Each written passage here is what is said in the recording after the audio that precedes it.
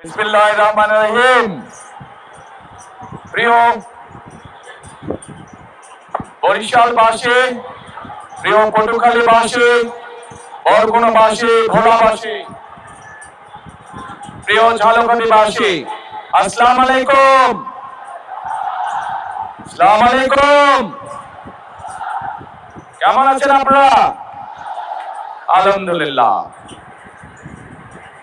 প্রিয় উপস্থিতিবৃন্দ, প্রিয় ভাই ও বোনেরা, আজ আমরা এখানে একত্রিত হয়েছি নির্বাচন উপলক্ষে। কোন নির্বাচন? আগামী 12 তারিখে বাংলাদেশে একটি জাতীয় নির্বাচন অনুষ্ঠিত হতে যাচ্ছে।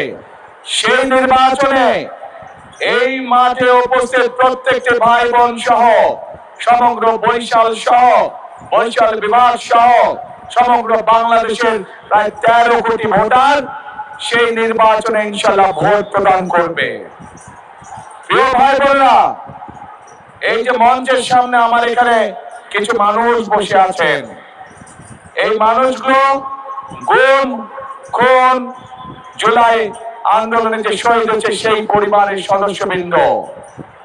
এই যে পরিবারগুলো বসে আছে, তাদের যেই স্বজনেরা, যেই প্রিয়জনেরা আজ গুমের শিকার, খুনের শিকার হয়েছে, জুলাই আন্দোলনে অত্যাচার নির্যাতিত বা শহীদ হয়েছে, সেই মানুষগুলোর কি প্রত্যাশা ছিল?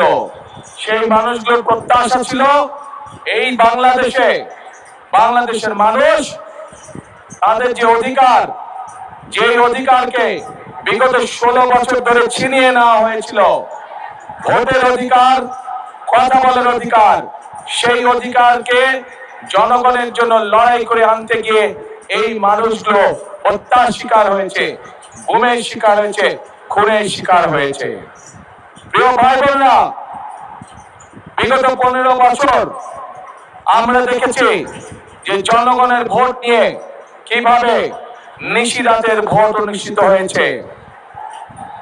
আমরা দেখেছি জনগণের ভোটের অধিকার কেড়ে নিয়ে কিভাবে আমিন নির্বাচন করা হয়েছিল, তথাকথিত নির্বাচনের নামে। মনে আছে আপনাদের?